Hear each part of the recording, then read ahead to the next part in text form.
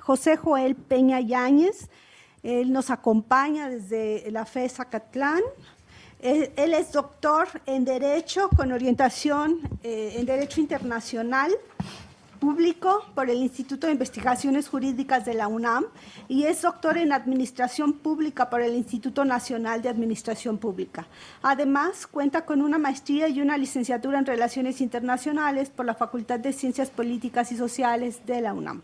Actualmente se desempeña como profesor de tiempo completo en la Facultad de Estudios Superiores Zacatlán en la UNAM y ha impartido docencia en licenciatura y posgrado en diversas universidades privadas. Actualmente es candidato a investigador en el Sistema Nacional de Investigadores e Investigadoras y es miembro de asociaciones y think tank, entre ellos la Asociación Mexicana de Estudios Internacionales, el Consejo Mexicano de Asuntos Internacionales, la International Studies Association y la International Law Association. Bueno, pues le damos la palabra al doctor José Joel Peña Yáñez. Adelante, doctor. ¿Qué tal? Muy buenos días. Espero que me escuchen bien. Solo confirmar. Sí, claro. Muchísimas gracias. Pues, desde luego, sumarme a los agradecimientos a las personas organizadoras de este foro, de manera particular, agradecer al doctor Pastor Barrón y al doctor Cepeda Martínez por su gentil invitación a este panel, que he escuchado con mucho interés y sobre todo porque representa una oportunidad para compartir algunas reflexiones sobre el TMEC en un contexto internacional, como ya lo han participado mis colegas, cada vez más complejo. Y ello me lleva a saludarles, doctoras María Antonia Correa, doctora Claudia Maya, los doctores Samuel Ortiz y Enrique Provencio. Es un gusto compartir esta mañana la mesa con ustedes. Desde luego agradecerle también al equipo técnico que se encuentra detrás de este gran foro y en ese sentido me permitiría pedirles si por favor pueden proyectar mi presentación. Ya la tienen en pantalla, solo para confirmar. ¿Sí? No, no tenemos su presentación, no la tenemos. Solamente garantizar que se pueda ver en pantalla. Perfecto. Entonces sí, ya la tenemos. Gracias. Excelente, doctora Maya. Muchísimas gracias. Pues esta mañana he optado por titular mi presentación El TMEC bajo tensión, México y el costo de la doble dependencia en la rivalidad de Estados Unidos y China. Y esto es, digamos, en consonancia con un capítulo para un libro que precisamente está coordinando el doctor Ortiz, en el cual me honro en participar y precisamente el artículo que deriva del foro que organizó de manera exitosa el año pasado en la Cámara de Diputados y que pues busco plantear en esta presentación de manera particular y de manera muy breve, desde luego, cómo ha cambiado el entorno del comercio internacional y por qué ese cambio genera costos específicos para México. En la siguiente diapositiva, por favor, les planteo mi argumento, un argumento central que coincide, creo yo, tanto con quienes me antecedieron en el uso de la palabra como con pues lo que se expresó en las consultas a las cuales me referiré un poquito más adelante. El TMEC sigue siendo un ancla fundamental para México, sigue siendo clave para el acceso al mercado estadounidense, para la integración productiva regional y desde luego para la atracción de inversión. Sin embargo, pues su operación cotidiana, es decir, su implementación práctica, hoy es más exigente que hace algunos años. Hay más presión en materia de trazabilidad, cumplimiento, verificación, desde luego solución de controversias. Y esto coincide también con un giro más amplio en la política comercial de Estados Unidos, porque ya no estamos frente a una lógica centrada únicamente en la eficiencia o en la apertura como en años anteriores, porque ahora entran con mucha mayor fuerza consideraciones de seguridad económica, resiliencia de cadenas de suministro, protección tecnológica y una reducción de vulnerabilidades estratégicas. Y es en este entorno donde México ha tenido que enfrentar un costo bastante particular porque combina dos dependencias estructurales. La primera es una dependencia exportadora respecto de Estados Unidos, la segunda es una dependencia importadora respecto de China, sobre todo en insumos, componentes, manufacturas, bienes de capital, que muchas veces terminan integrándose precisamente en cadenas orientadas al mercado estadounidense. Y a eso es a lo que yo me refiero con doble dependencia. Y esta doble dependencia vuelve más costosa cualquier fricción en términos de reglas de origen, pero también normas técnicas, medidas fitosanitarias, controversias sectoriales o, pues desde hace algunos años, amenazas arancelarias. Mi intención de esta mañana es desarrollar esta idea que les presento en 4 momentos. En primera instancia, buscaré dar algunos datos sobre la estructura comercial, después una explicación breve de este giro neoproteccionista y de lógica del security shoring en el caso de Estados Unidos. Posteriormente, destacar algunos episodios concretos de tensión en el marco del TEMEC y finalmente una reflexión sobre los costos que todo esto genera para México y sobre los límites de la respuesta pública que al menos hasta el momento se conoce. En la siguiente diapositiva presento la primera dimensión de esta doble dependencia, que es la concentración exportadora, como ya les decía, explicada por quienes me antecedieron en el uso de la palabra. Es por todo sabido que México dirige la mayor parte de sus exportaciones a Estados Unidos. ¿Eso qué significa? Pues que el acceso es estable al mercado, pero no es un tema secundario, es decir, no vale con quedarnos con esa idea, porque es una variable crítica para la inversión, el empleo y desde luego para la planeación industrial del país. La segunda dimensión está, como ya les decía, en la estructura de las importaciones, porque México importa de Estados Unidos una parte importante de bienes intermedios de capital, sobre todo vinculadas a cadenas regionales que eventualmente se transforman en productos que se redirigen al mercado estadounidense, pero al mismo tiempo China se ha consolidado como un proveedor fundamental, especialmente de manufacturas, maquinaria, electrónica e insumos de diferente índole. En otras palabras, Estados Unidos es el gran mercado, China es un productor clave. Y aquí está el punto de fondo, porque México está inserto en una relación triangular.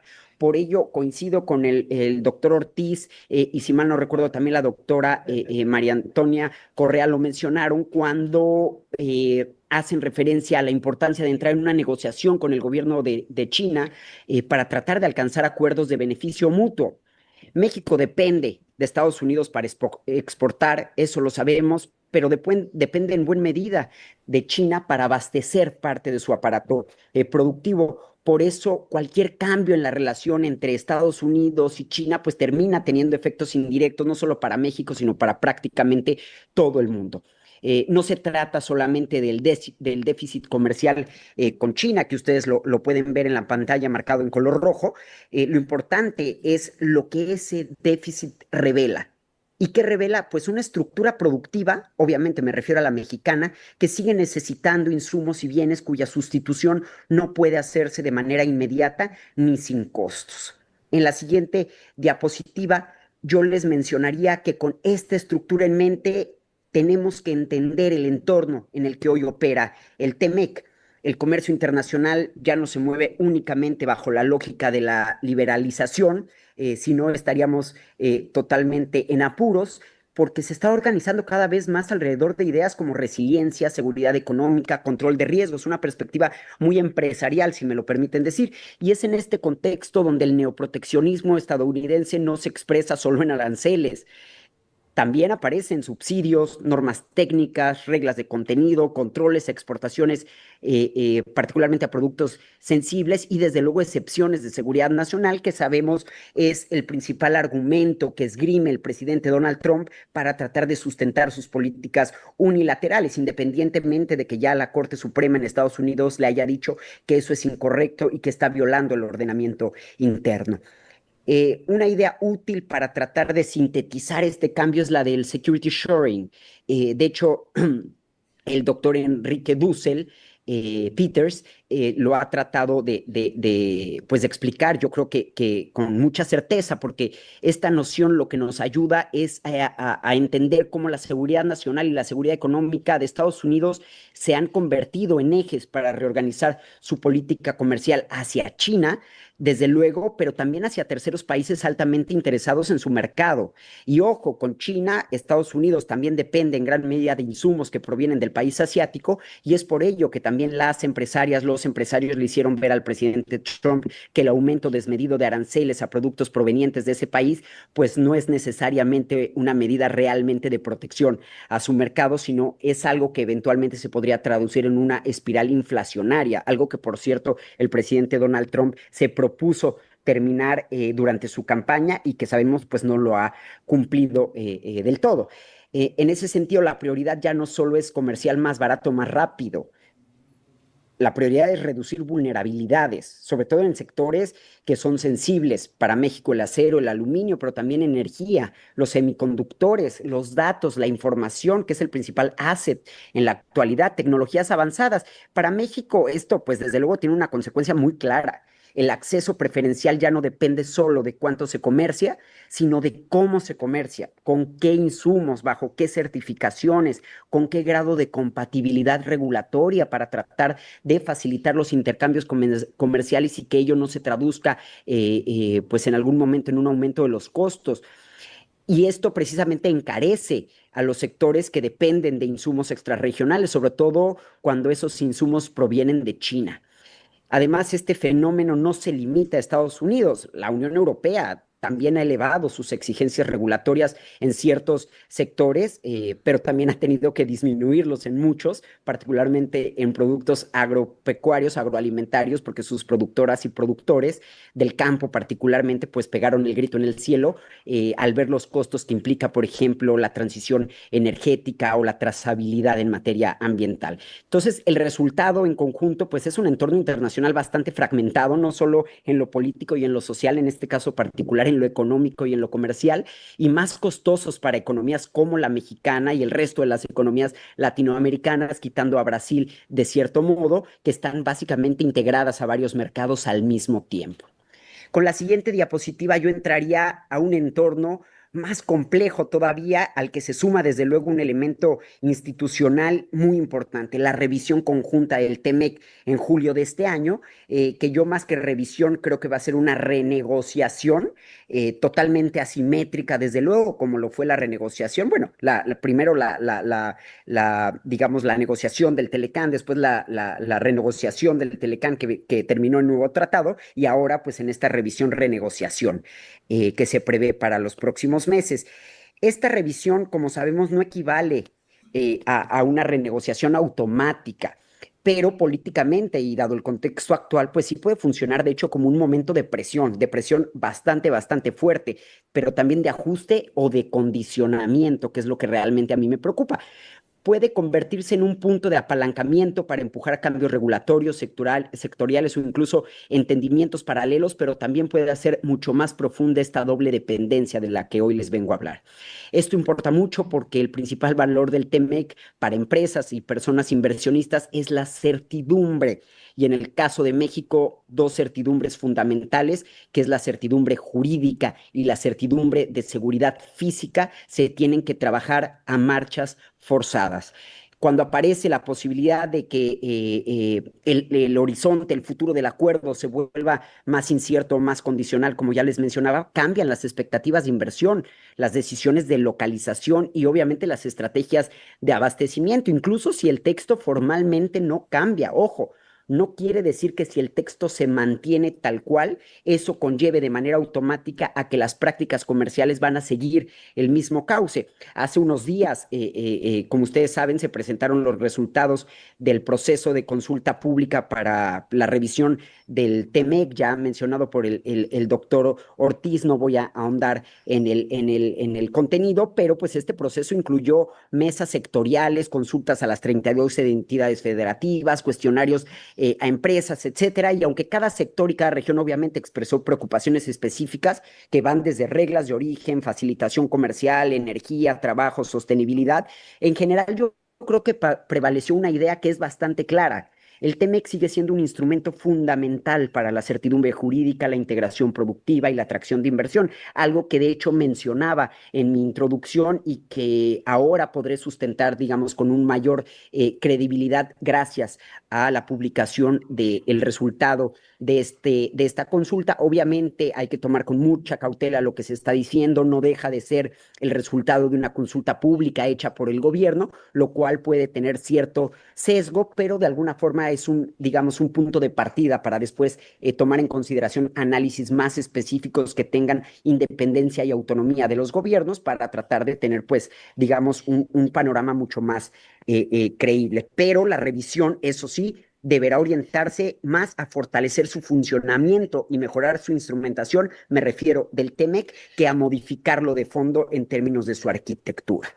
En la siguiente diapositiva refiero brevemente algunos episodios verificables de tensión dentro del TEMEC que nos dejan ver que efectivamente se ha llevado a cabo el mecanismo de solución de controversias. La tensión en el marco de este tratado no es algo abstracto. Como les decía, en materia de energía, pues ustedes saben que Estados Unidos y Canadá activaron consultas formales frente a medidas mexicanas consideradas incompatibles con el tratado. En maíz transgénico, el diferendo avanzó hasta un panel que lamentablemente falló en contra de México. Y en reglas de origen automotriz, el el panel de 2022 que se crea a partir de una demanda, pues confirmó la importancia estratégica de estas reglas para la organización regional de la producción. Y a esto yo sumaría el mecanismo laboral de respuesta rápida, algo recientemente integrado en este tratado, que ha elevado, de hecho, la exigibilidad del capítulo laboral, lo cual me parece fantástico.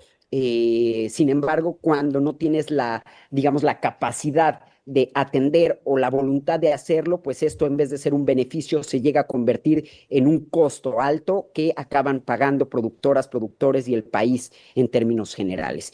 Y todos estos episodios, lo que yo les diría es que más, por cierto, los que seguramente se van a iniciar en el corto plazo, pues muestran algo bastante, bastante importante, que el TEMEC sí es un instrumento de integración seguro, pero también uno que nos demanda mayor supervisión, mayor exigencia y desde luego mayor litigiosidad, es decir, un trabajo jurídico bastante, bastante extenso. En la siguiente diapositiva me refiero concretamente a la rivalidad entre Estados Unidos y China, que no es algo que yo esté, digamos, eh, pronunciando, es algo totalmente comprobado, los gobiernos así lo han dejado entrever. La Unión Europea se suma a esta idea de que China es un socio estratégico, pero al mismo tiempo un rival sistémico, y pues lo mismo pasa con Estados Unidos, sobre todo por el canal de las cadenas de suministro. La prioridad estadounidense actual, pues es reducir dependencias estratégicas, lo cual está elevando por parte del gobierno un escrutinio sobre insumos, triangulación, inversión, presencia de actores extranjeros en sectores sensibles. Y aquí precisamente la literatura reciente sobre el triángulo México, Estados Unidos y China nos resulta muy útil para el análisis, porque China no es solamente un competidor externo de América del Norte en su conjunto, sino que ya sabemos que es un proveedor de insumos y bienes de capital. Por eso la política estadounidense hacia China tiene efectos indirectos sobre México, porque lo que está buscando es modificar el costo y el riesgo de utilizar insumos de origen chino en cadenas que terminan, como ya les había adelantado, en el mercado estadounidense. Y a esto yo sumaría otro problema. No se Tres observa con minutos, claridad. por favor. Muchas gracias. No se observa con claridad una estrategia mexicana de largo plazo hacia China, coincidiendo lo que mencionaban quienes me antecedieron. Y esa ausencia limita la capacidad de México para seleccionar sectores prioritarios, para exigir encadenamientos productivos, para gestionar riesgos regulatorios, como les decía, en un entorno internacional que exige decisiones cada vez más planificadas, alejadas de la ideología política o de cualquier sentimiento visceral. Lo más importante es tener una política exterior en materia comercial pragmática. México ha comenzado a ajustar esto mediante medidas arancelarias más defensivas frente a importaciones provenientes de países con los que no tiene un tratado de libre comercio. Yo siempre digo entre paréntesis con luces de neón China, lo mismo que la cláusula sunset del TEMEC, que no son efectivamente medidas dirigidas únicamente a este país, pero en la práctica pues sí muestran que México también está tratando de reducir vulnerabilidades externas externas, no necesariamente para una protección de la industria nacional, lo cual efectivamente de lograrse podría tener como beneficio secundario, pero respondiendo a una política unilateral y de mucha presión por parte del gobierno de Estados Unidos, ya que aparece con claridad el dilema del país. México no puede sustituir rápidamente a un proveedor tan relevante como lo es China sin afectar costos y tiempos, pero tampoco podemos ignorar que su acceso preferencial y su integración industrial descansan en gran medida sobre el TEMEC y desde luego sobre el mercado estadounidense.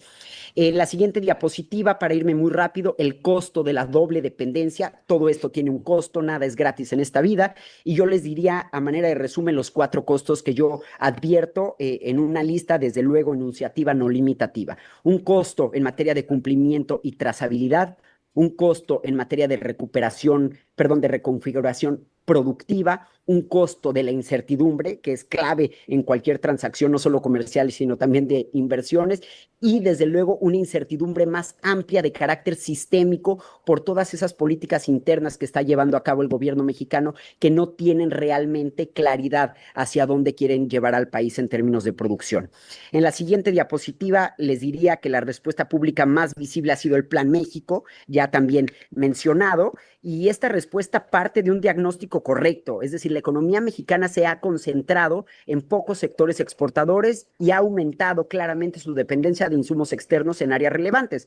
Por eso es que hoy se busca elevar el valor agregado nacional en cadenas como la automotriz, la aeroespacial, la electrónica y otros. Pero esta estrategia, y esto es muy importante, solo va a ser visible si esa sustitución de importaciones que se ha mencionado en diferentes discursos políticos es selectiva y además compatible con el TEMEC y acompañada desde luego con formación técnica, con capacidades tecnológicas. Sabemos que México es el país de la OCDE que menos invierte en innovación y en tecnología. Entonces, dicho de otro modo, si el costo de cumplimiento aumenta, entonces la capacidad institucional para cumplir se vuelve también un factor decisivo de competitividad.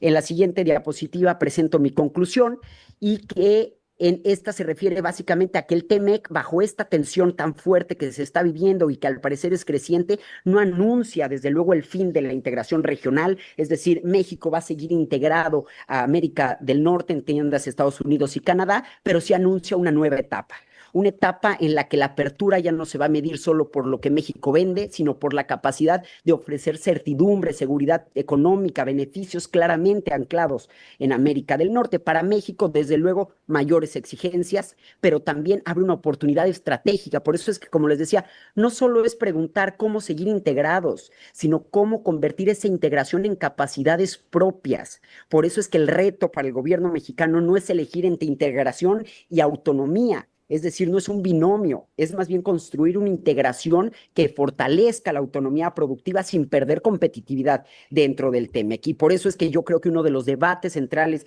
en los próximos años, y yo invito al CISAN a seguir diseñando este tipo de esquemas pues de compartir conocimiento, no es cómo salir de la integración, sino cómo hacer que la integración genere finalmente capacidades, digamos, más profundas, más propias, más sostenibles para México. Con la siguiente diapositiva yo daría por concluida mi presentación, agradeciendo desde luego el tiempo y a todos y todas quienes nos escuchan.